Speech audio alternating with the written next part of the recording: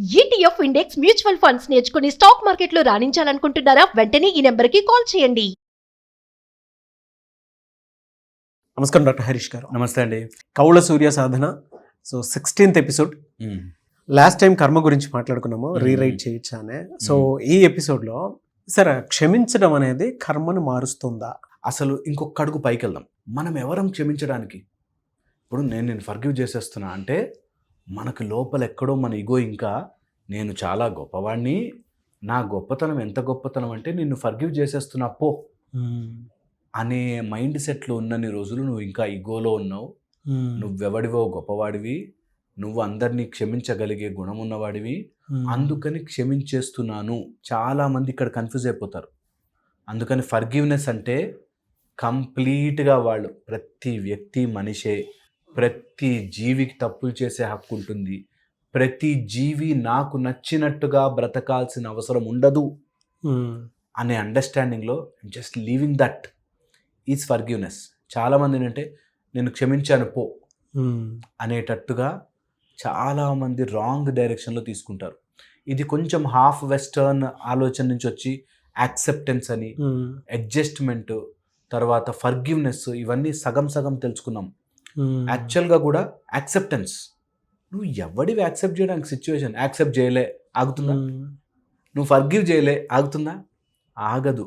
మనం ఒక స్టేజ్కి ఎలా ఎదగాలంటే ఈ మొత్తం సృష్టిలో ఒక చీమ ఇలా స్కిన్ని ఇట్లా గ్రిప్ పట్టుకుని వెనక తోకతో బెండ్ అయ్యి ఒక చోట ఇలా గుచ్చి నొప్పి తెప్పిస్తుంది.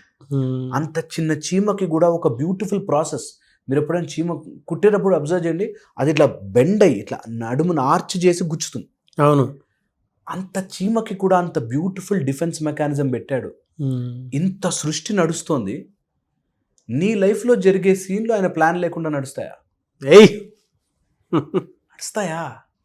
దానికి మళ్ళీ నేను నిన్ను క్షమించాను, నువ్వు ఇంత నువ్వు ఎవడివి రా in this universe? Who are you?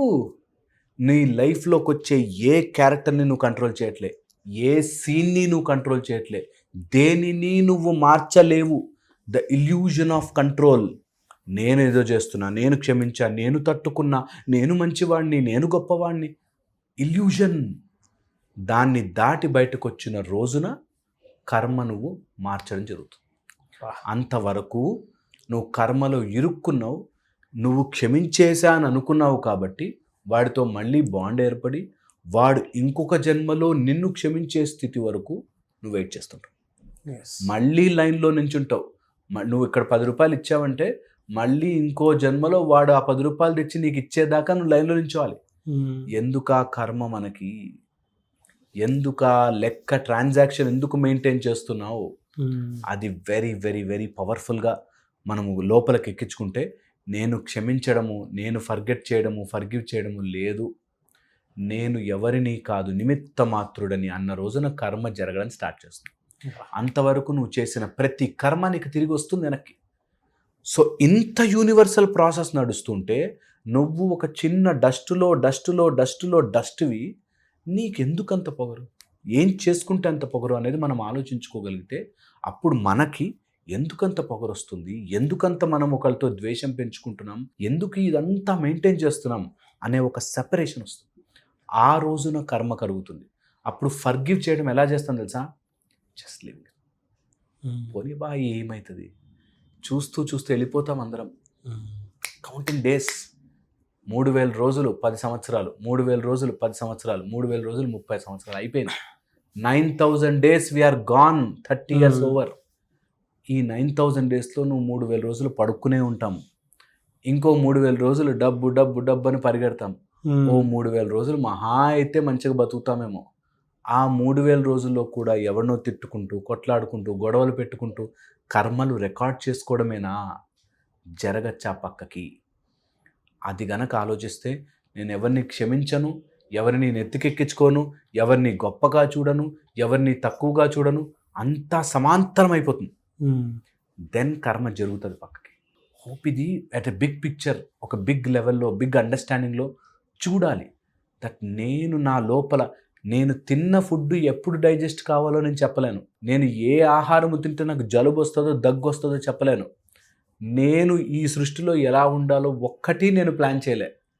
నేను ఎవడో నాతో ఎలా బిహేవ్ చెయ్యాలో నేను ఎందుకు ప్లాన్ చేయాలి? వాడెవడో ఫంక్షన్లో ఏదో అన్నాడు మాట, నన్ను ఇంట్లో వాళ్ళు ఎవరో గౌరవం ఇవ్వలేదని నేను పగ ఎందుకు పెంచుకోవాలి? వాడిని నేను ఫర్గివ్ ఎందుకు చేయాలి? వాడిని నేను శాపం ఎందుకు పెట్టుకోవాలి? నేను ఎవరిని రా, వాట్ ఈస్ దిస్ అనే ఒక జస్ట్ ఆ స్పృహలోకి వస్తే you will leave everything and అక్కడ మ్యాజిక్ స్టార్ట్ అవుతుంది. ఒకసారి మనం అలా ఇవ్వడం స్టార్ట్ చేయగానే అందరూ మనకి తిరిగి గౌరవం ఇవ్వడం స్టార్ట్ చేస్తాం, అందరూ మనని ప్రేమించడం స్టార్ట్ చేస్తాం, అందరిలోనూ మనకు భగవత్ స్వరూపం కనిపించడం స్టార్ట్ అవుతుంది. So I think that should, అది లోపల నుంచి రావాలి. దట్ చాలు, ఇంకా ఈగోస్ చాలు, ఇంకా నా పంతం చాలు, నేను వాడిని క్షమించి నేను క్షమింపబడి ఐఎమ్ మోర్ దాన్ దట్. నేను ఈ సృష్టిలో చిన్న చిటుకో, నాకు ఏముందబ్బా మర్చిపోతాం. గొప్పగా బతికిన వాళ్ళే వెళ్ళిపోయారు, గొప్పగా బతికిన వాళ్ళు వెళ్ళిపోయారు. నేను ఎంత ఈ పంతం పట్టుకుని 30-40 సంవత్సరాలు వేస్ట్ చేసేసుకుంటా. ఇది అర్థమైన రోజున you will just leave it. ఆ leaving is forgiveness. That I'm life రా, అందరూ లైఫ్ రా. ప్రతి ఒక్కడికి వాడి రికార్డింగ్లో వాడు వచ్చాడు. వాడి మైండ్లో ఎన్ని జన్మల రికార్డింగ్ ఉందో, వాడి డిఎన్ఏలో ఏముందో, వాడి మైండ్లో ఏముందో, వాడు ఎన్ని జన్మల పాపము ఎక్కడెక్కడి నుంచి మోసుకొచ్చాడో వాడు అలాగే బిహేవ్ చేస్తాడు.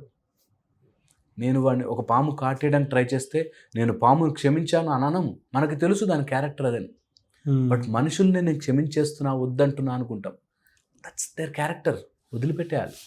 Just give it up. Yes, అది బాగుంటుంది లైఫ్. ఎక్స్ట్రాడినరీ సబ్జెక్ట్ అండి. థ్యాంక్ యూ అన్న, thank you so much sir. చాలామంది క్లాస్ ఎక్స్పెక్ట్ చేస్తూ ఉన్నారు. యా, ఎప్పుడు ఉండే అవకాశం ఉంటుందంటారు? యా, ఈ March 1 సెకండ్ బ్యాచ్ స్టార్ట్ అవుతుంది. 5 days కోర్సు.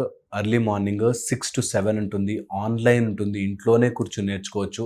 మార్నింగ్ 6 to 7 జూమ్లో ఉంటుంది. సో ఎవరికి ఇంట్రెస్ట్ ఉన్నా సరే ఒక హెడ్ ఫోన్స్ ఫోన్ ఉంటే హాయిగా కూర్చుని కౌళ్ళ సూర్య సాధన నేర్చుకోవచ్చు. The family of Surya, powerful 12 charactersతో బ్యూటిఫుల్గా ఉంటుంది. You should all learn. Thank you అన్న, thank you so much sir. Thank you.